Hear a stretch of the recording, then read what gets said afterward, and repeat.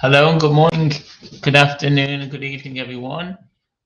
Thank you for checking out my video and this is going to be an explanation on the first chapter of the Tanya. So it starts off, it says, it's been taught in Niddah, Niddah 30b, that an oath is administered to a person before birth, warning the person, be righteous and not be wicked.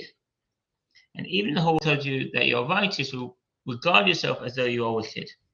So we're going to explain this a bit further because it contradicts Mishnah in Likutei chapter 2, and do not be wicked in your estimation. And furthermore, if a man considers himself to be wicked, man meaning human, any person, he'll become grieved in his heart and depressed, and he won't be able to serve God joyfully. It may even lead to irreverence, God forbid.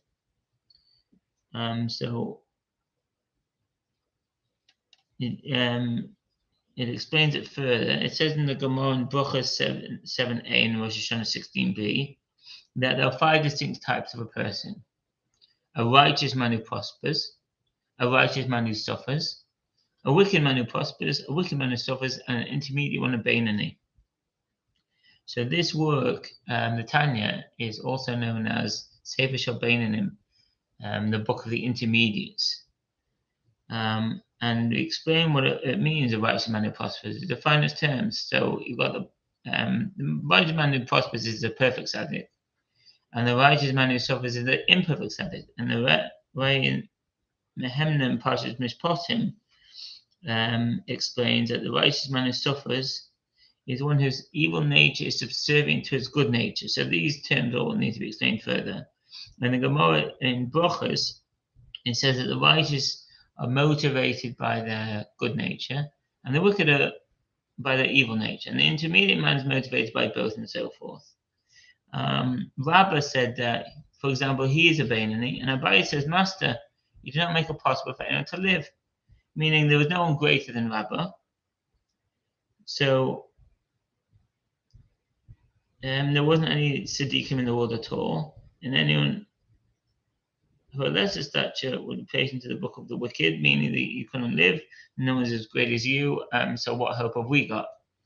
To understand all the aforementioned clearly, and also understand what Job said in Bava Basra chapter 1, Lord of the universe has created righteous men and created wicked men.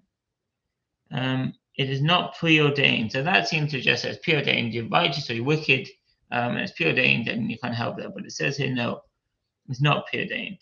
And it's going to go into the main purpose. This whole book is about the intermediate man. So what is this intermediate status? What is this Beinoni?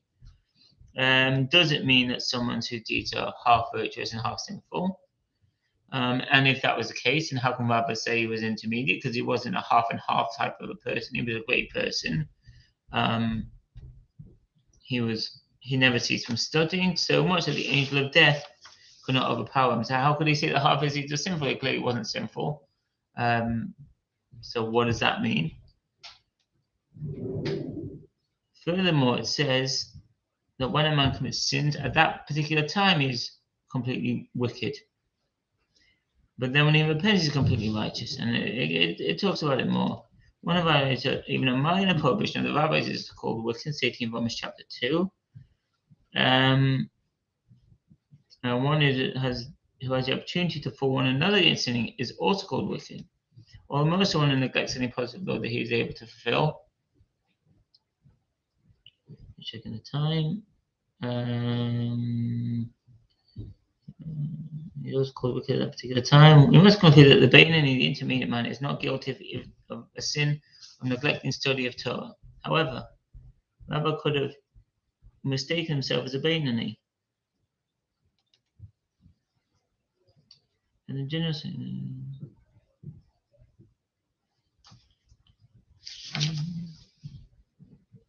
and then they talk about different levels and ranks. So righteous and intermediate man.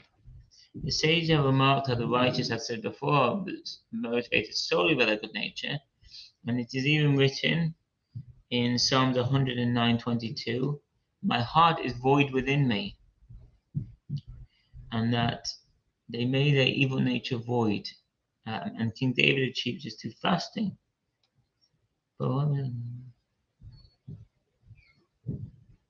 This is why the sages have declared in the Midrash, the Almighty sought the righteous a few, and He planted them in every generation. And a famous pasuk in Proverbs 10:25, a tzaddik is the foundation of the world. And then we come to explain it from Rabbi Chaim Vital in the Share Kedusha that every Jew, whether wicked or righteous, has two souls, as written in the Shomot which I have made, alluding to two souls, the Shomot being plural. There is one soul which is in the Klippa. The Klippa is where the holiness is hidden and concealed. And the Siddur Achra is the other side, evil side, if you like.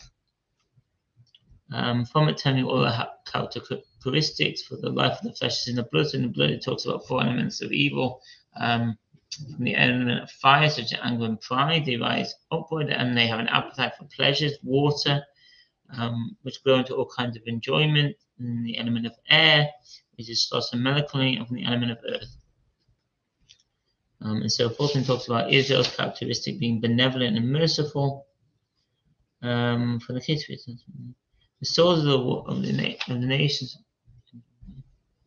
and it makes an interesting point that even kindnesses of the other nations are for selfish motives,